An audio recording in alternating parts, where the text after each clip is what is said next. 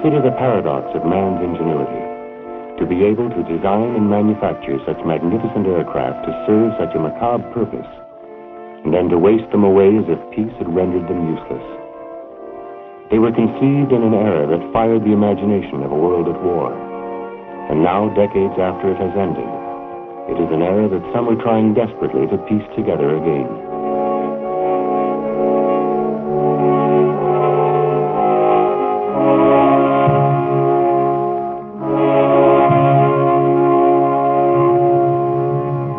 Wedged neatly into one of the hangars at Hamilton Civic Airport is what is known to many as a dreamland of airplanes, men, and memories.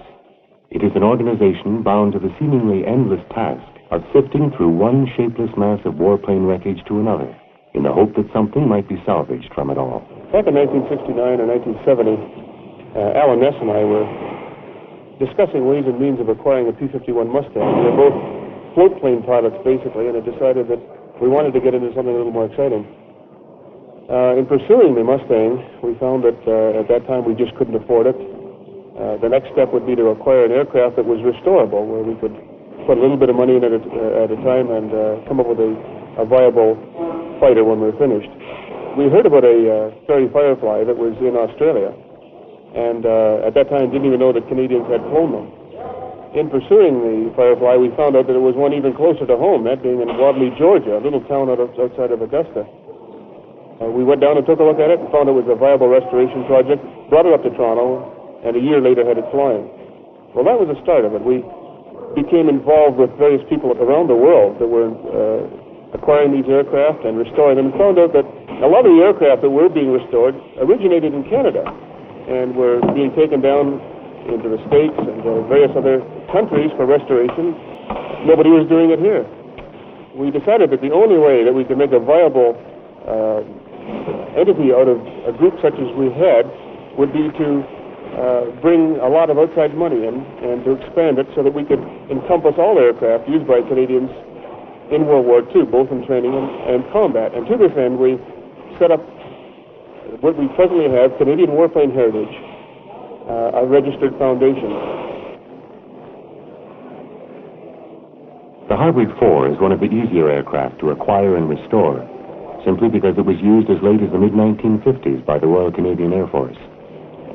Most of them have gone south to the United States now, and that's where the Warplane Heritage finds a great number of its parts for them.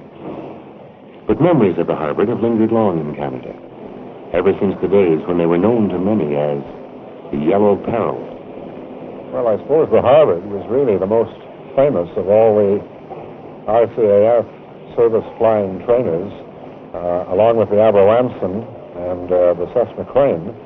The Harvard was responsible for training at an advanced stage thousands and thousands of Canadians. Basically, the Harvard was the aircraft used to train fighter pilots. Now, this didn't mean that everyone who graduated with his wings on a Harvard went to fighters, but basically it was the fighter trainer. Pilots generally went to airplanes like the Spitfire, the Mustang, the Hurricane, the P-40, and so on, whereas the twins, of course, they went to the bombers and the coastal reconnaissance and so on.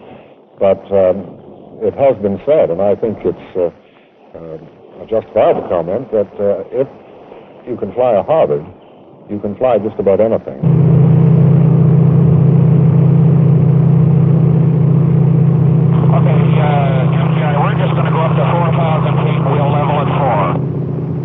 Okay, I've got the lead. Okay, yellow section, Vic, please, Vic formation, go.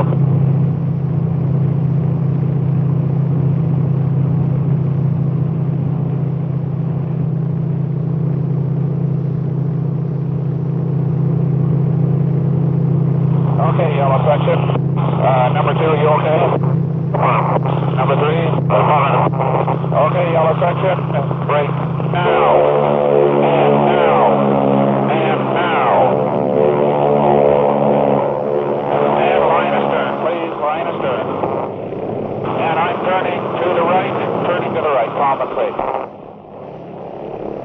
The Harvard is an inherently unstable airplane, as fighter aircraft are.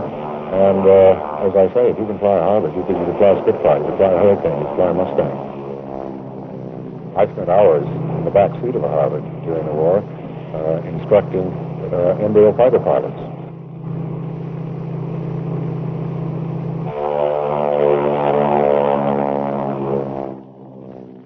Yellow section, let's go over to tower now, 125.0. 1250 switch. Okay, fine. We're going home.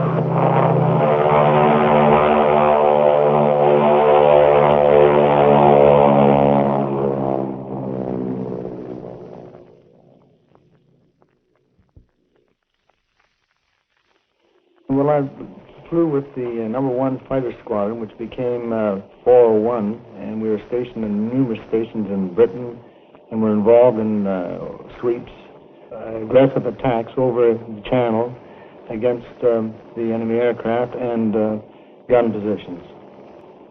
We flew Spits and Hurricanes mostly, and did some fighter cover for bombers on their flights in daytime, which were few early in the war. Most of the fellows, in fact, practically all the fellows in our squadron were Canadians, though there were a couple of Americans that later went with the Eagle Squadron. We flew with fellows like Bader and Tuck and Jamie Rankin and Johnny Johnson, who led the wings in the various attacks and sorties into France. Restoration of aircraft is part of the problem, but finding them is another problem. Most of the ones we've been finding are what we call basket cases. They're so beat up that it takes a terrific amount of restoration work.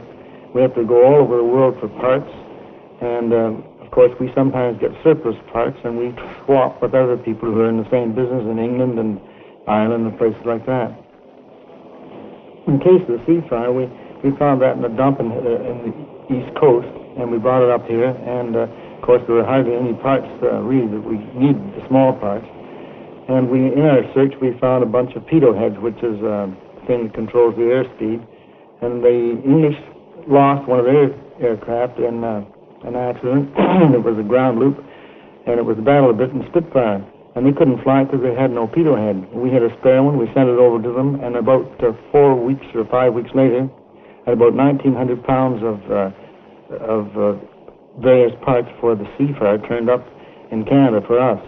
So it's a great exchange proposition, but it does take time, and it takes a lot of work, and that's what the boys are involved in every weekend, slugging through the mountains of debris to put it together to make it look like something. The effort put forth by the CWH membership has been impressive. It is clear that the odd assortment of aircraft that have either weathered decades of neglect or survived brutal forced landings undergo a startling transformation. Although mostly confined to a flight training capacity, wood and fabric aircraft were not at all uncommon throughout the war. And for this reason, the Canadian Warplane Heritage has endeavored to construct a replica of the one aircraft where it all began for many wartime flyers, the de Havilland Tiger Moth. Thousands of Canadians made their first solo flights in this little two-seater biplane when it was used by the British Commonwealth Air Training Plan as the chief elementary flight trainer. Canada built some 2,000 of them, with modifications to suit our climate and our needs. Top speed was roughly 109 miles per hour, but for the neophyte pilot, all that mattered was that it would get you up there where you could hear the wind in the wires. The acquisition and restoration of World War II fighter aircraft is by no means a small undertaking. I would guess that to date we've spent something in excess of 3,000 man-hours on the airplane, and probably be another 3,000 to 5,000 to finish it off. Well, this particular airplane we found in Halifax, and it had sort of been salvaged from a garbage dump. We trucked it back up here, and to date we've replaced over 5,000 rivets and about 80% of the skin on the airplane. We've gathered parts from all over the world, and we're slowly but surely piecing the thing back together again.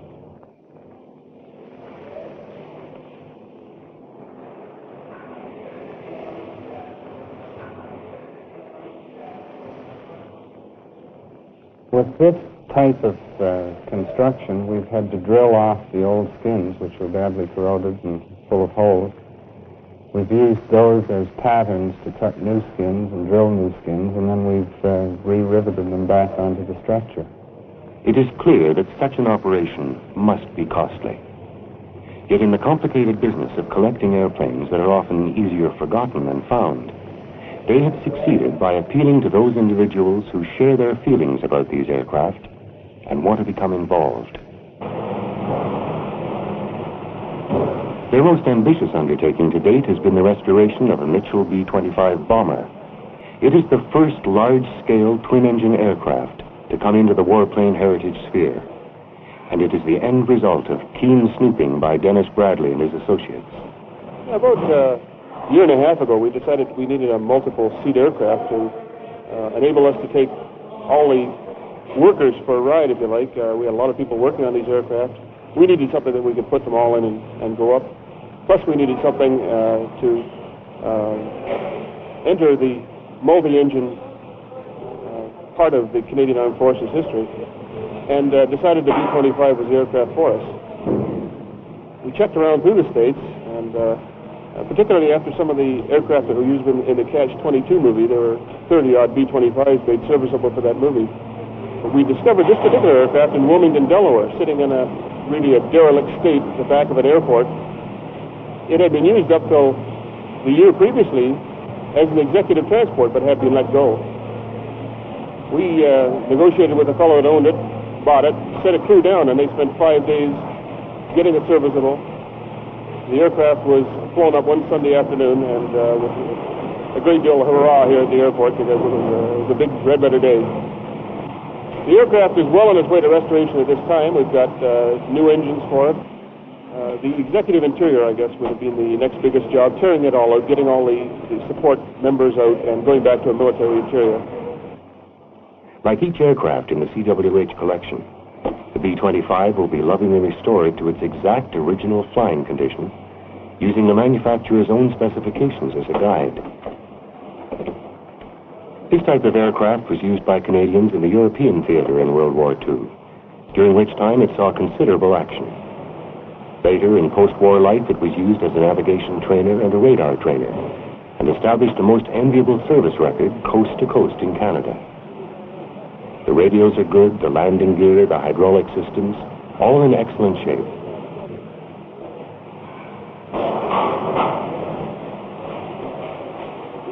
The engines that are on this aircraft, however, are runouts in Canadian terms. meaning that according to federal regulations, they have exceeded their safe operating limit of 600 hours.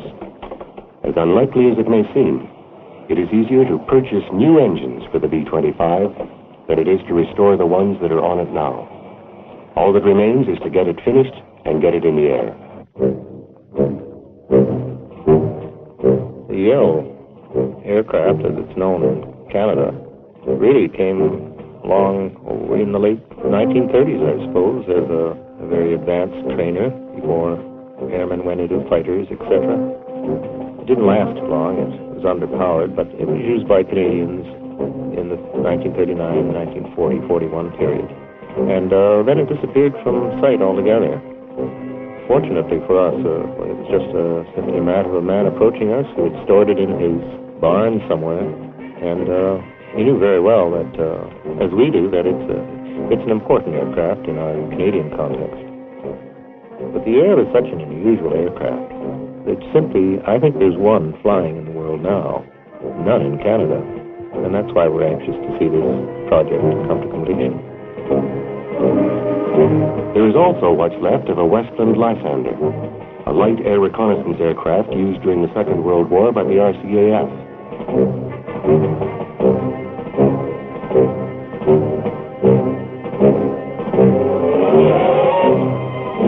Canadian Warplane Heritage found it in a field somewhere in Edmonton, apparently abandoned forever, and they brought it back to be honored with the rest of their collection. Admittedly, it doesn't look too promising these days, with parts scattered here and there, seemingly forgotten. But someday soon, perhaps in a year or so, when the money is there, the Lysander will make it to the CWH active list, and the skies will howl again with a voice that was once so familiar.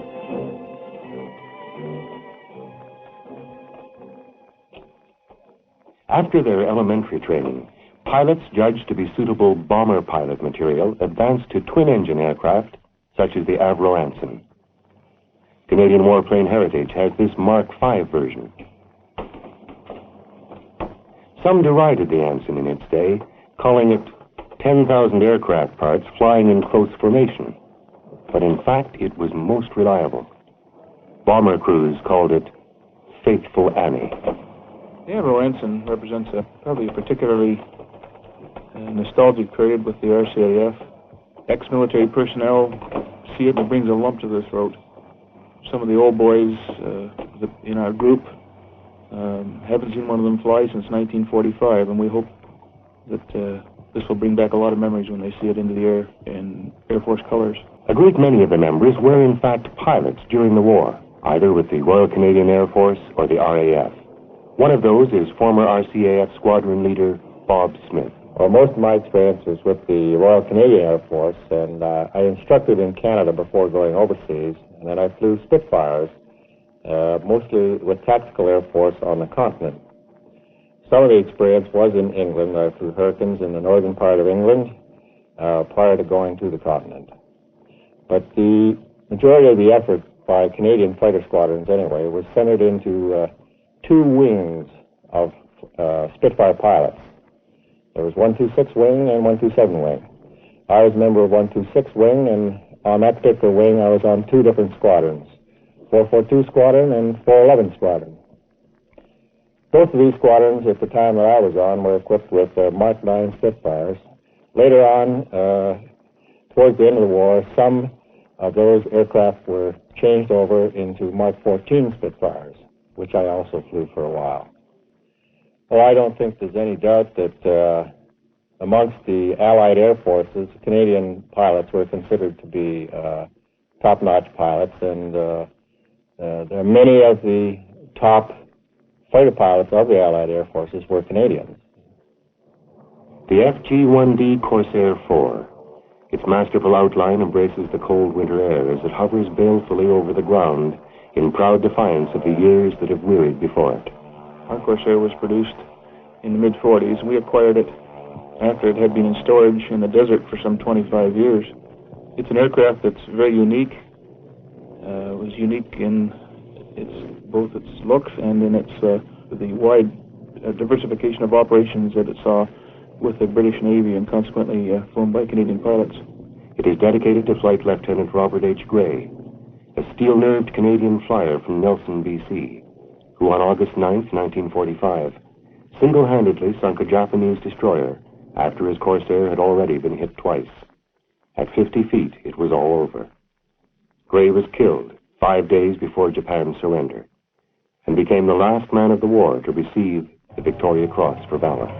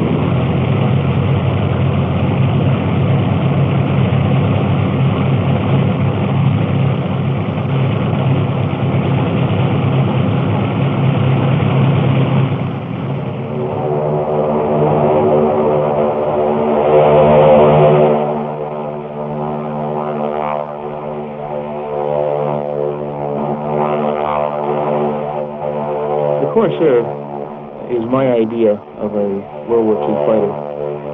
The performance is, as you would imagine, often compare it to a slingshot on takeoff. Enormous acceleration, terrific rate of climb, magnificent control response.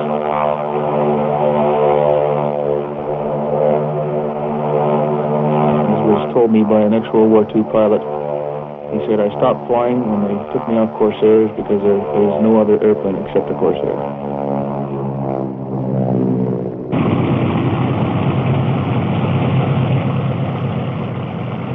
The Firefly has proven to be their greatest find yet.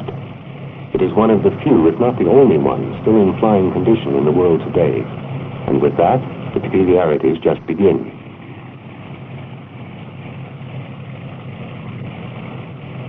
It's such a beautiful aircraft now.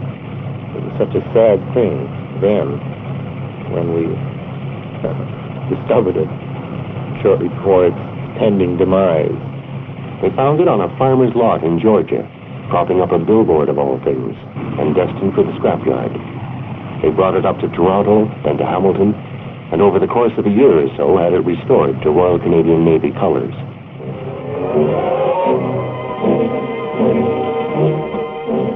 We just can't allow them to disappear. Whenever I see the aircraft, whenever I'm in the aircraft, it gives me a great feeling of humility and pride at the same time that I'm involved and that people, fathers, can show their sons these aircraft and say, there, well, that's what Canadians used. It's very important.